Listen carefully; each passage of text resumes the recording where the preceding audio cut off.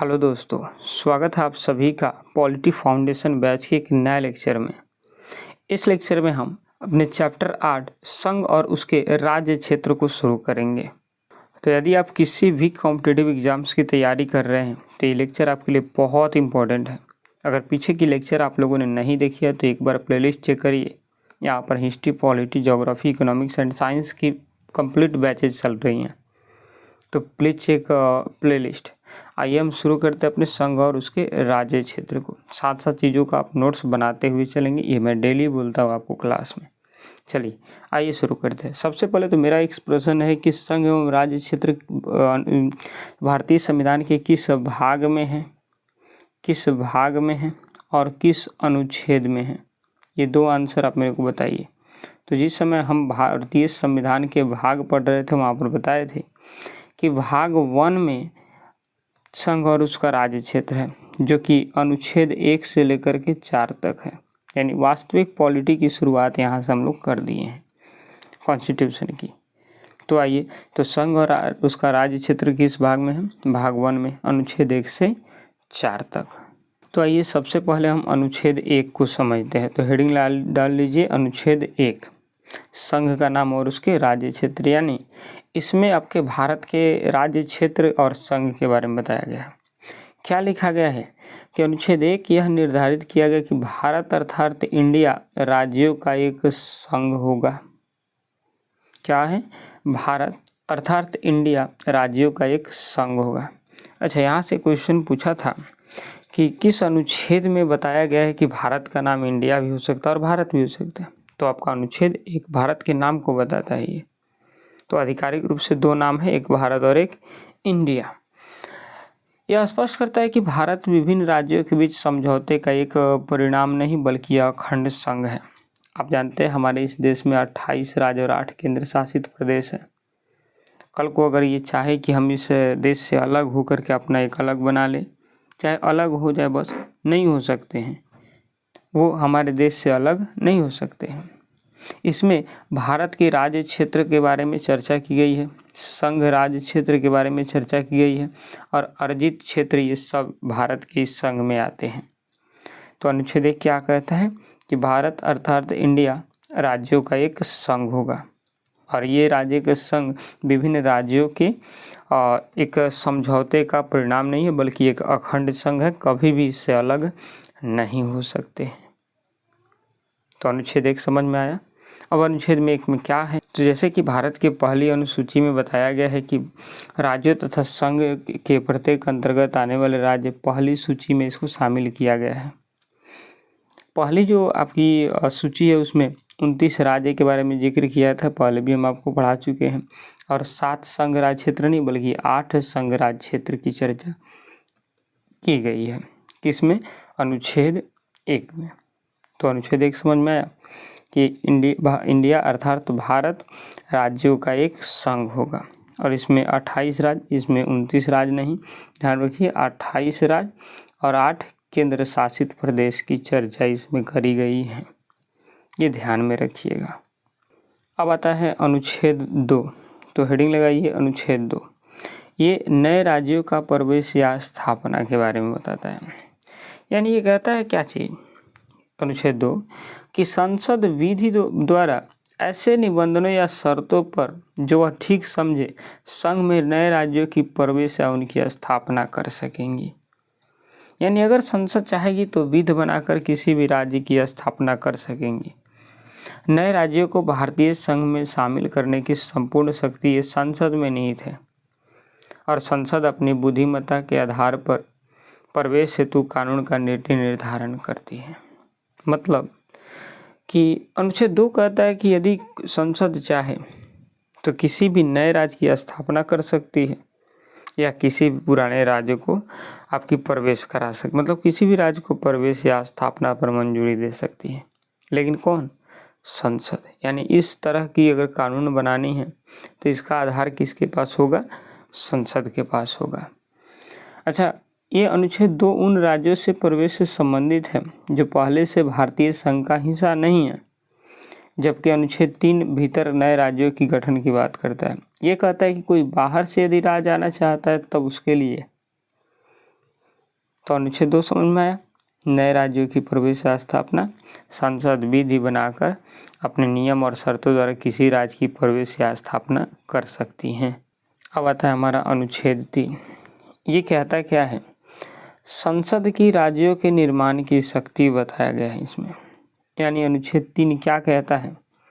संसद को यह पूर्ण अधिकार है कि वह विधि द्वारा निम्नलिखित कदम उठा सकता है। इस संसद के पास अधिकार है। यानी संघ या राज्य क्षेत्रों की जब भी मुद्दा आएगी तो उसका जो पावर है वो किसके पास है? संसद के पास है। तो अनुच्छेद 3 कहता है कि संसद अपने इस पावर का प्रयोग करके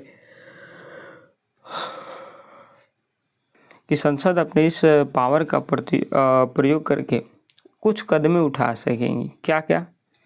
पहला तो किसी राज्य में से उसका राज्य क्षेत्र अलग करके अथवा किसी राज्य क्षेत्र को किसी राज्य के भाग के साथ मिलाकर नए राज्य का निर्माण कर सकती हैं।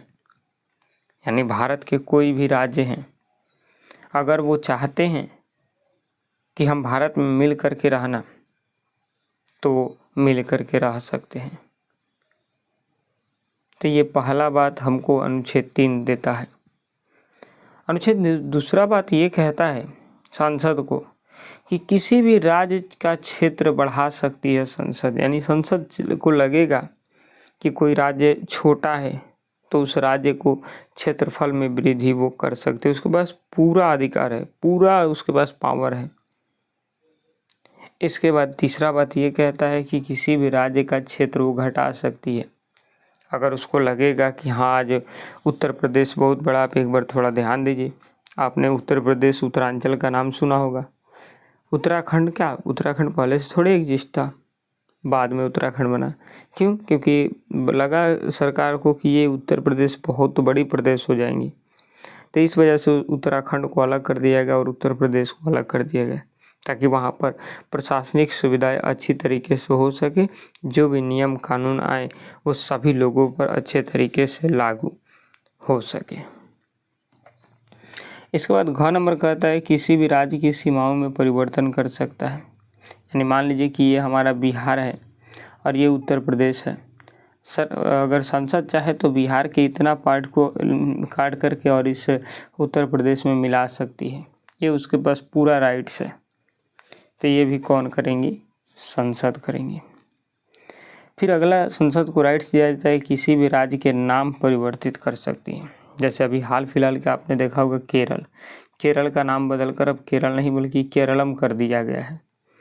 तो ये संसद के पास पूरा फुल अधिकार है कि वो किसी भी राज्य क्षेत्र का नाम बदल सकती है, सीमा में परिवर्तन कर सकती है, सीमा घटा बढ़ा सकती है, कुछ भी कर सकती है। वो कौन? तो आपकी संसद। तो अनुच्छेद 3 समझ में आया। आई होप आपको 3 समझ में आ गया होगा। लेकिन अब ध्यान दीजिए, अब अनुच्छेद 3 के तहत अगर कोई संसद ये कार्य करता है तो उसके लिए 2 शर्तें निर्धारित करी गई हैं। पहला शर्त क्या? कि यदि उपरोक्त राज्य सीमा, नाम या क्षेत्र में परिवर्तन संबंधित कोई भी विधेयक राष्ट्रपति की सिफारिश के बाद ही संसद के किसी भी सदन में पेश किया जा सकता है। ये बात आर्टिकल 3 भी कहता है। यानी संसद के ऊपर ये 2 शर्तें लाता है कि यदि कोई सीमा क्षेत्र से संबंधित चीज़ें हैं तो राष्ट्रपति के पास वो मुद्दे जाएंगी ही। फिर दूसरा बात ये क्या कहता है कि राष्ट्रपति द्वारा विधेयक पारित प्रभावित होने वाले संबंधित राज्य के विधानमंडलों को पहले भेजा जाएगा कि हम आपके राज्य क्षेत्र में परिवर्तन कर रहे हैं, बढ़ा रहे हैं, घटा रहे हैं या नाम परिवर्तन, ये सब चीज़ें उसको भेजा जाएगा विधानमंडल को। फिर राष्ट्रपति द्वारा राज्य को अपना मत प्रस्तुत करने के लिए समय अवधि का निर्धारण